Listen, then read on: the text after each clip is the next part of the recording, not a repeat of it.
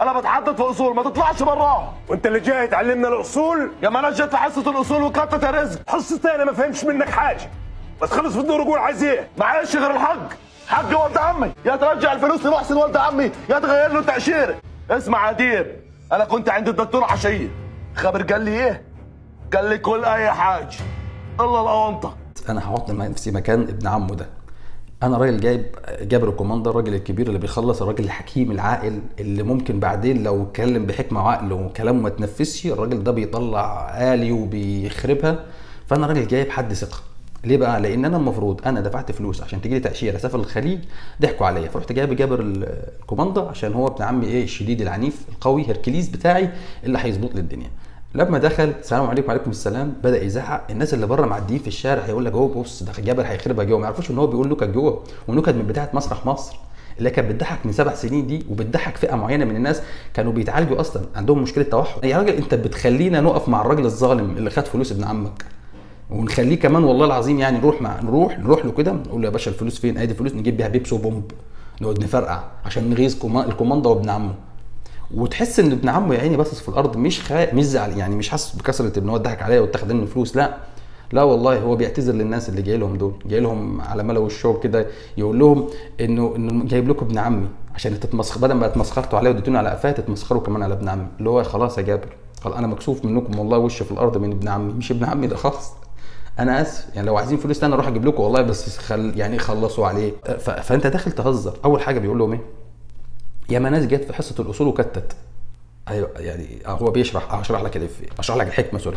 هو المفروض ان هو قصده ان احنا كنا قاعدين في حصه وبنسال اخواننا مين اللي عليكم الحصه اللي جايه، فقلنا والله مدرس حصه الاصول. هوب راح ايه الراجل اللي هو الراجل المفروض اللي المفروض بيطالبوا بالفلوس يعني الظالم ده، راح اول ما سمع الكلمه دي هوب راح نط من الشباك. ليه ما بيحضرش هو حصه اصول؟ دي القصه يعني. الراجل ما بيفهمش في الاصول، طب ما كان ممكن تقولها له صريحه. ليه جو التنكيد ده؟ حتى الراجل يقول لك انا مش فاهم، انا ما بفهمش كلام، ما بفهمش حاجه من اللي انت بتقوله ده. انت كده يا ابني مش بتجيب الفلوس، انت بتجيب لنفسك ولابن عمك الكلام والله. تمام. فخلاص يعني الراجل عدها لك وبدا يتكلم معاك يا عم على متوتر اكيد متعصب، نعذره برضه انت ضحكنا عليه وادانا له على قفاه وهو ابن عمه. فخلاص ماشي. جيت بعدين بتقول انا كنت في عند الدكتور عشيه، حلو خالص. انا بقى انت صعبت عليا، فانت عارفك ان انت ايه عايز تصعب عليه بقى، فيقول لك والله ده صاحب مرض خلاص عشان ما نوقفوش اكتر من كده، خد يا عم فلوسك وروح انت وابن عمك روح للدكتور. انت يعني بتستعرفه على اساس انك ايه عايز فلوس العمليه. فقال لي كل حاجه الا الاونطه. انا لو مكان الراجل اللي قدامك ده هطلع الآلي من السديري وبص افرغ الخزنه عليك انت وابن عمك الاول، عشان هو اللي جاب الاشكال دي. بتنافسوا مثلا المسلسل الكبير والصفانه.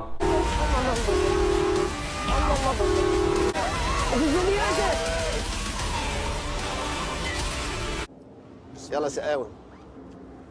لا لا لا لا لا لا لا لا لا لا لا ده ممكن ياكلنا كلنا. انزل يا ابني يا ابني. والله يا جدعان الصرف اللي بيتصرف على برنامج رامز ده والدولارات اللي بتترمى دي، والصرف على انه الناس كلها تقتنع بكلامكم بانه هو مقلب فعلا مش دافعين للممثلين فلوس، والله بيبوظوا لكم حلقه احمد السقا. كل سنه بتصرفوا وتقعد يا رامز تحلف للحلقه ال30 لحد ليله العيد، والله العظيم يا اخوانا ده، وتقعد تحلف في الضيوف تحلف.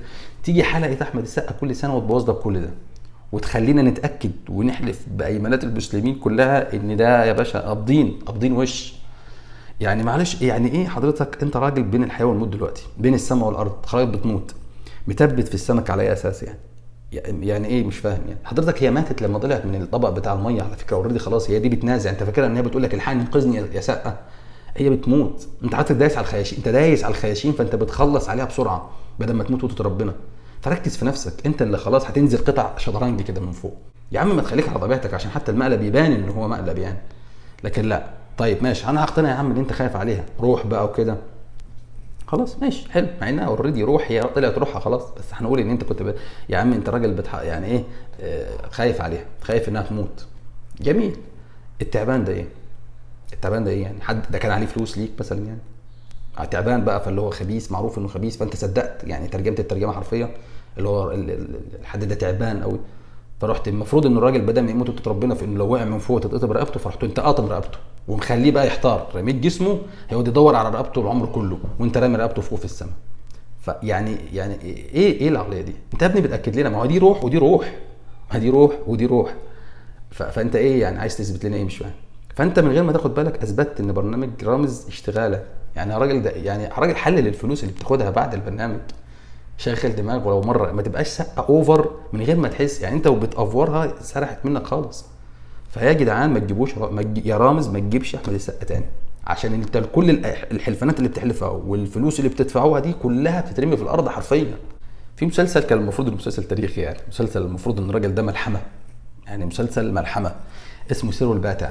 بيتكلم بقى عن الفتره اللي كانت في الدخول الفرنسويين مصر ونابليون والحمله الفرنسيه، وفي عصر المماليك لما كانوا بيحاربوا المماليك، فالمفروض انه كان الشعب المصري مجبر ان هو يدافع مع المماليك على مصر.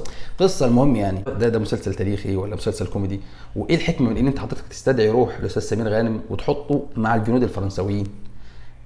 يعني ليه؟ يعني انت جايب لي ليه فرنساويين من الجيزه، من باريس البلد، يعني من فرنسا الكفر؟ طب احنا عدينا لكم ان انتوا استعنتوا بروح الفنان سمير غانم ولبستوها لبس عساكر فرنسويين، ماشي. واستعنتوا بالفنان علي ربيع ولبستوه لبس عساكر فرنسيين برضه بسبب ان الراجل ما عملش مسلسلات في رمضان فبتعطفوا عليه، نعديها. لكن تلبسوا العساكر المماليك جزم اديداس؟ انا كده اتوقع بقى ان الفرنساويين لابسين فانيلات زين الدين زيدان بتاعت نسخه كاس العالم 98، وان لما الفرنساويين هيهزموا مماليك اخر الحلقه هيحتفلوا احتفال تيري اونري.